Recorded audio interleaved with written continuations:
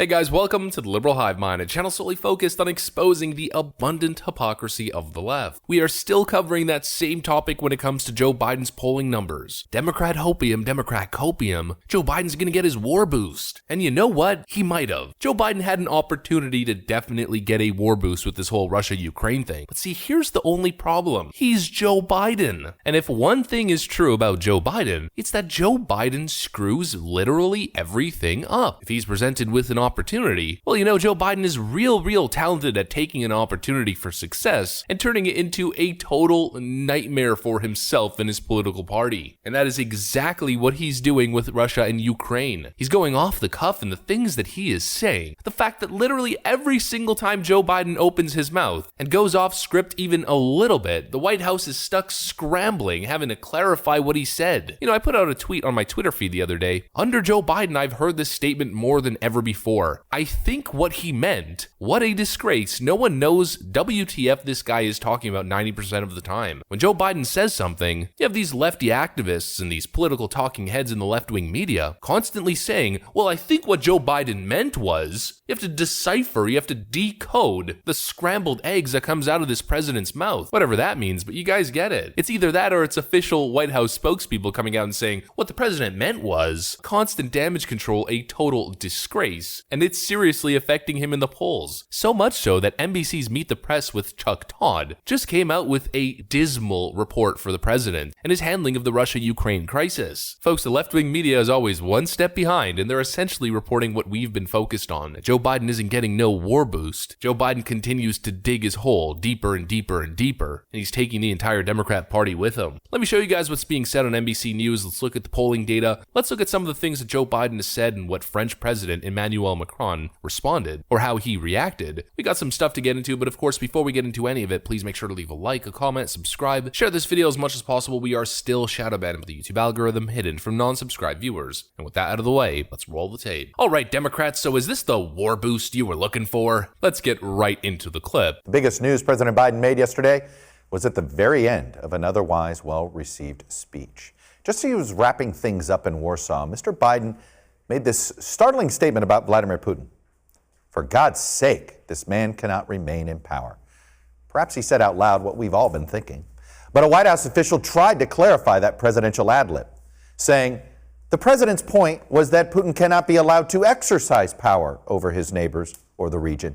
He was not discussing Putin's power in Russia or regime change. Perhaps, but let's see how he receives it. We do have a new NBC News poll on Ukraine, the economy here at home, and President Biden, and a lot more. And let's start with Ukraine. By a fairly large 71 to 28% margin, Americans say they do not have a lot of confidence in President Biden's ability to respond to this war.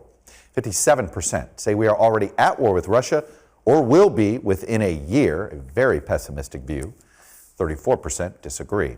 What's more, 68% would prefer Mr. Biden make the economy his top priority, compared with just 29% who want him to focus on ending this war.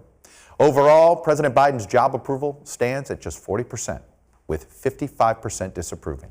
This is his worst showing yet in our poll since he became president. Yeah, that's going to be a big old yikes for me. You know, this war boost that we keep hearing Democrats talk about, that Joe Biden's going to get this massive surge in the polls and most likely going to win re-election because every president who's ever served during war times has had this massive surge of patriotism and rally. Yeah, well, for the most part, that happens when you have a strong leader who's able to rally the troops. In this case, only 28% of the American populace in an NBC poll, a left-wing bias poll, have a great deal or even some confidence in Joe Biden's ability to respond to this conflict. 71% say little to very little. And most people say that it's not even their biggest issue and that they would rather Joe Biden focus on the economy. And only 29% of respondents have confidence in Joe Biden's ability to bring an end to this conflict. Every single issue, I mean, it makes you wonder, did they always think this way? Or are they finally waking up? Did people vote for Joe Biden knowing that he would be so ineffective and had no confidence confidence in his ability to tackle any complex issue? Or did they vote for him, have high aspirations, and seeing him when it comes to the border crisis, the inflation crisis, the crime crisis, Afghanistan, Ukraine, you name it, people have completely lost confidence in this guy to be able to really do anything? I think that's probably the case. People were swindled. People were convinced that Joe Biden was a lifelong public servant, a man who could get the job done, a man with experience, and what they got was a lame duck. And even beyond that, just a total incompetent buffoon. And as Chuck Todd even mentioned in that clip, diplomatically, where Joe Biden should be de-escalating the situation, what's he doing? Biden calls Vladimir Putin, quote, a butcher visiting Ukrainian refugees in Poland. Then Joe Biden makes the cardinal sin of U.S. foreign policy, alluding to regime change, because we know, that has a track record of working absolutely perfectly. We will have a different future, a brighter future, rooted in democracy and principles, hope and light, of decency and dignity, of freedom and possibilities. For God's sake, this man cannot remain in power. God bless you all, and may God defend our freedom, and may God protect our troops. Thank you for your patience. Which then, of course, the White House comes out and says, what he really meant to say, what he really meant was, the president's point was that Putin cannot be allowed to exercise power over his neighbors or the region. He was not discussing Putin's power in Russia or regime change. No, that's literally exactly what he was saying. He was definitely discussing Putin's power in Russia and regime change. But then the moment he gets blowback, all of a sudden the White House cleanup crew has to come and clean up Joe Biden's diplomatic foreign policy disaster. And this comes after a State of the Union address when he said, go get him! Go get him! But spending an hour talking about Ukraine and Vladimir Putin, at the end of it he says, go get him. Then just the other day telling US troops in Poland that they're gonna see what's happening in Ukraine, essentially alluding that they're gonna be on the ground, boots on the ground, fighting in Ukraine against Russians. And you're gonna see when you're there, and some of you have been there, you're gonna see women, young people stand in the middle in front of a damn tank, just saying, I'm not leaving. I'm holding my ground. They're incredible. Either Joe Biden knows exactly what he's doing and he's trying to get the US involved in another war and pushing for regime change, or Joe Biden is just going off the cuff and saying things that he shouldn't, saying things that are escalating the situation. We all remember Joe Biden's minor incursion moment. Russia will be held accountable if it invades, and it depends on what it does. It's one thing if it's a minor incursion and then we end up having a fight about what to do and not do, etc.